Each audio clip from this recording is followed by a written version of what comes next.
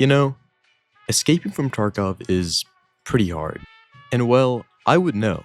I've been trying to escape since November, since I found out there was a way out of this hellhole, and still, well, I'm here. So where am I going with this? I can't help but think that there must be an easier way to leave this place than what I've been trying to do. Like seriously, 40 bitcoins, coffdoms, cultists, all this stuff, is it really needed just to get out of here?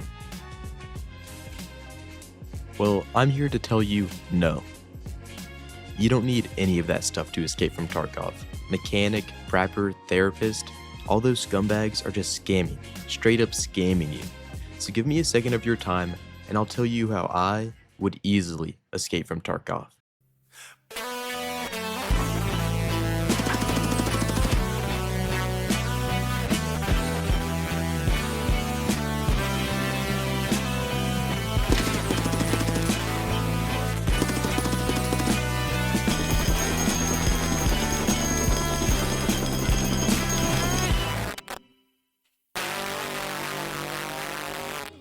Now, as for how I would escape, there are a few obvious options that probably pop into your head. My first thought, of course, was Lighthouse. I mean, there's helicopters like all over the place there. Surely I can just take one of those and fly into the sunset, away from Tarkov. Well, unfortunately, there are a couple of problems with that. First of all, out of the two helicopters on Lighthouse, one of them is owned by a group of pretty territorial people, and the other one is completely destroyed, so there's no point even trying. There are similar problems with most other helicopters in the Tarkov area.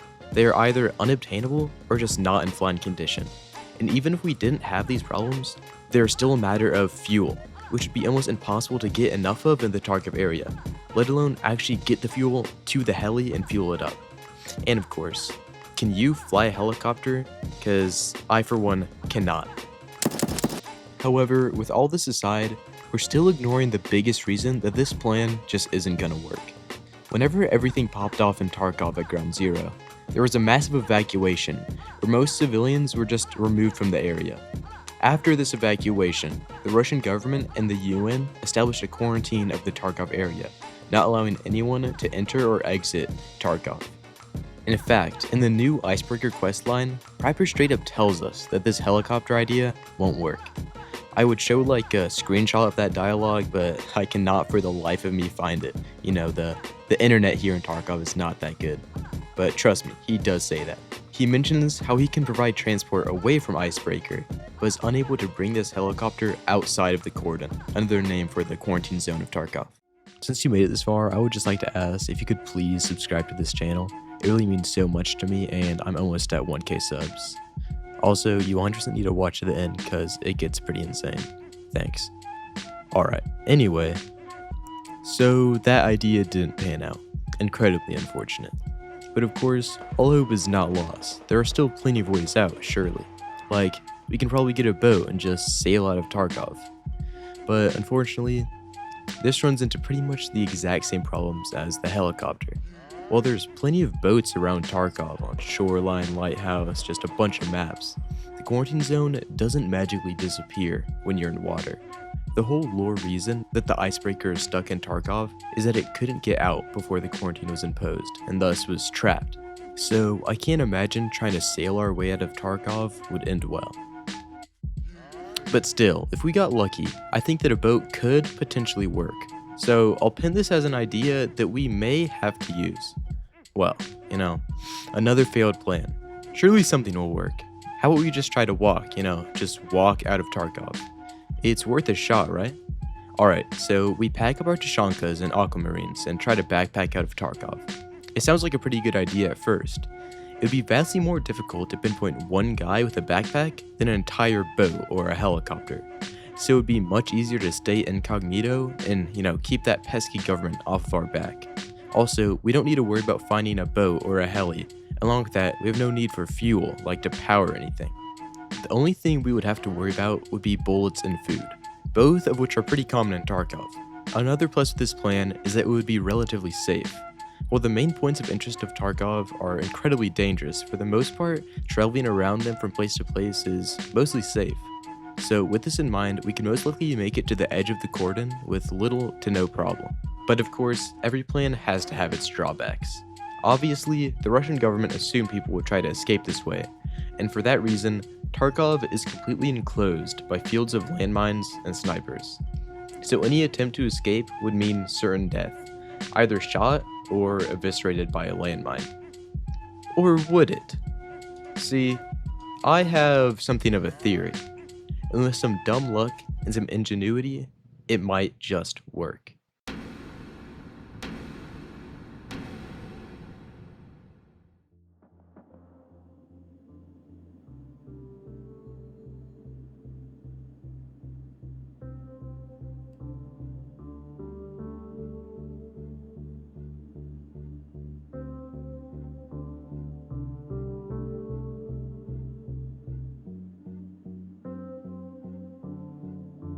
The following is a mandatory broadcast for everyone in the Tarkov area. The video will begin in 3, 2, 1. This broadcast is property of NATR Broadcasting Services. Tarkov as a region is constantly changing. Loyalties shift, prominent people fade and die. Since the contract wars, the entire world's eyes have been watching, waiting to see what happens next. When will it all end? This bloodshed, this loss of life, when will Tarkov be unsealed? These are questions that until recently seemed like they may never be answered. My name is David Turner with NATR Broadcasting Services, and this is A Dying Zone. It's been years since an EMP was detonated over Tarkov. After this, the city was closed off. Those within it have been sealed inside their metaphorical tomb ever since. Roaming bands of marauders and members of private military companies have clashed in violent firefights for years, like a war between groups of fish in a barrel. Tarkov was a flame slowly burning out, with no one entering and a pseudo-war happening within Tarkov every day. The number of people within the exclusion zone has dropped off of a cliff. This process has been happening for years. For 2 years ago, it increased at an unprecedented rate. While the estimated population of members of PMCs has continued declining at a steady rate, the number of local scavengers remaining in Tarkov has been reduced to almost none. What caused this dramatic decline? Who is responsible? We may never know. It's been a long 2 years. I started at the top. Enough money to buy the world and then some. But it's been rough. Look at me. Broke.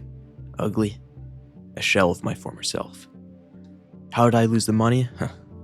It's funny you should ask because, well, you already know. They're playing news broadcasts all over Tarkov. They don't know exactly what's going on, but they can tell what I've done. You know, these guys will do anything for a bit of cash. Take them to the edge of the cordon and say, walk 100 meters that direction and I'll give you some dough. And they'll do it. No questions asked. Well, at least it was like that at the beginning. Eventually, you know, rumors spread, word gets out. So I had to change my methods. Middlemen, advance payments, the works. But I kept advancing my goal. Sorry, I'm being pretty vague. I'll just lay it out for you. The idea I had all those years ago. I told you how there were landmines surrounding the cordon, right? Well, there can only be so many. If I send enough people into the edge, eventually, they'll all be gone, and I can just strut right through. At least, that was the plan. I underestimated how much time and money it would take, and now here I am, left with nothing but an incomplete escape route. That's right. I never cleared all the mines. Eventually, I ran out of people to hire. I got 95% there, but there's still that 5% of uncertainty. Well, today is the day that I take my chance. Hello, old friend. One last ride. This is as far as the scabs ever got. Will I ever see home again? Is out there? How did it end up? Is there any hope? Why did it come to this?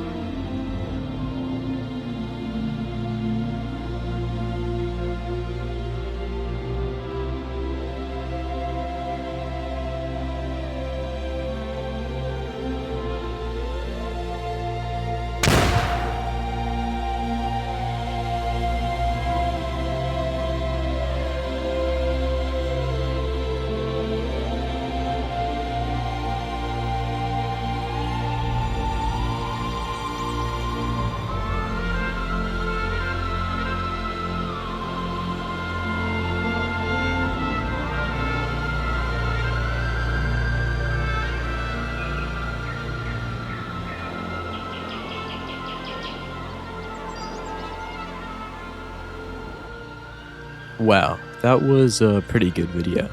You know, I spent an unreasonable amount of time on this, so please subscribe and like and all that and comment your favorite part. Bye.